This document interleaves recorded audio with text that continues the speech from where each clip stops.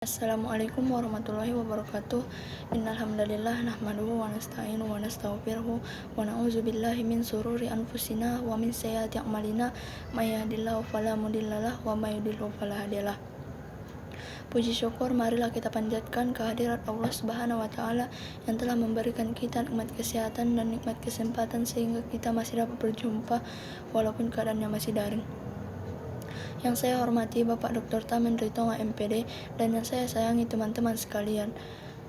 Sebelum kami membacakan hasil makalah kami, ada baiknya saya memperkenalkan nama kelompok saya, yaitu dengan saya sendiri Anissa Fitri Pertiwi dan teman kelompok saya Fitri Mulyani Harahap. Baiklah, saya akan membacakan hasil makalah kami yang berjudul Hubungan Hukum Adat dengan Hukum Islam.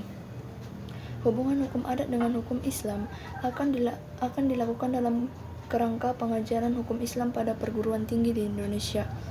Hukum adat maupun hukum Islam akan ditelaah sebagai bagian-bagian dari intersubsistem hukum yang merupakan unsur suatu sistem kemasyarakatan yang utuh.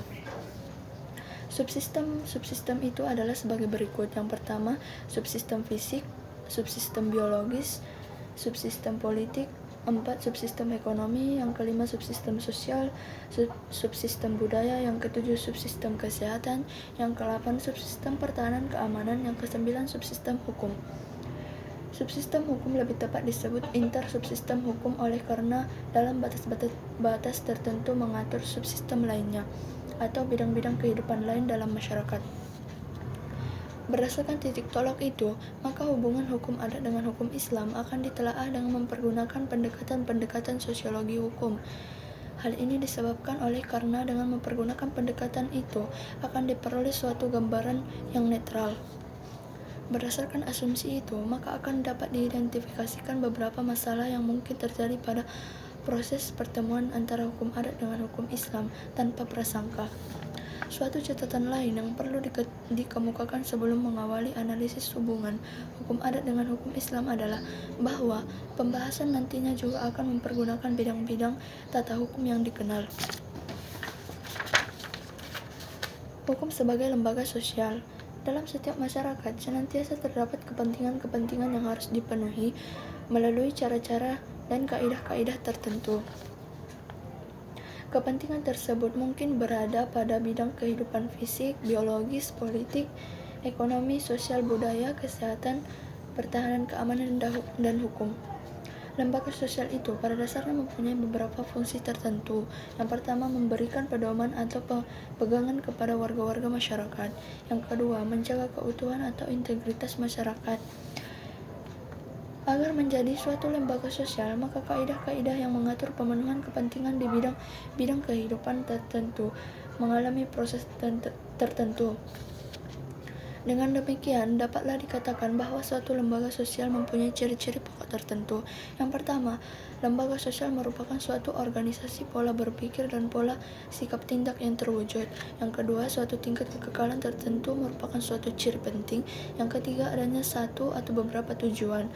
Hukum dari sudut pandangan sosiologis mempunyai ciri-ciri tersebut sehingga merupakan suatu lembaga sosial. Sebagai suatu lembaga sosial, hukum mencakup unsur-unsur sebagai berikut. Yang pertama, unsur ideal yang mencakup nilai-nilai. Yang kedua, unsur operasional yang terdiri dari organisasi dan lembaga-lembaga. Yang ketiga, unsur aktual yang mencakup sikap, tindak, dan keputusan. Baiklah, makalah selanjutnya akan dilanjutkan oleh teman saya yang bernama Fitri Mulyani Harahap. Terima kasih.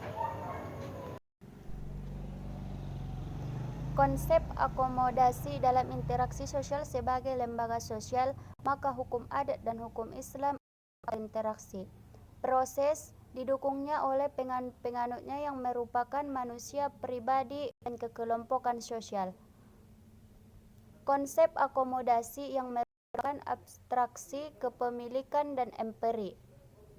Lazimnya dipergunakan dalam dua arti. Yang pertama, dipergunakan untuk menunjukkan pada suatu keadaan terdapat keserasian antar pribadi atau kekelompokan sosial yang berkaitan dengan nilai-nilai dan kaidah-kaidah yang dianut oleh pribadi-pribadi dan kekelompokan sosial itu dalam masyarakat.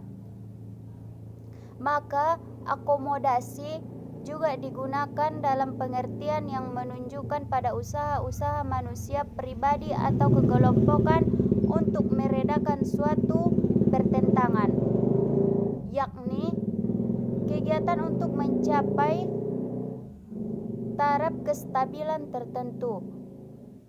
Tujuan utama akomodasi ialah yang pertama, mengurangi atau menetralisasi tentang yang ada antara pribadi-pribadi atau kekelompokan sosial. Yang kedua, mencegah meledaknya suatu pertentangan untuk sementara waktu. Yang ketiga, memungkinkan terjadinya kerjasama antar kekelompokan sosial yang sebagai akibatnya faktor sosial, psikologis, dan antropologis saling terpisah. Yang keempat, mengusahakan peleburan antara kelompok-kelompok sosial yang terpisah. Sekian dari isi makalah kami. Kepada saudara dan saudari kami yang ingin bertanya, kami persilahkan dengan segala. Assalamualaikum warahmatullahi wabarakatuh.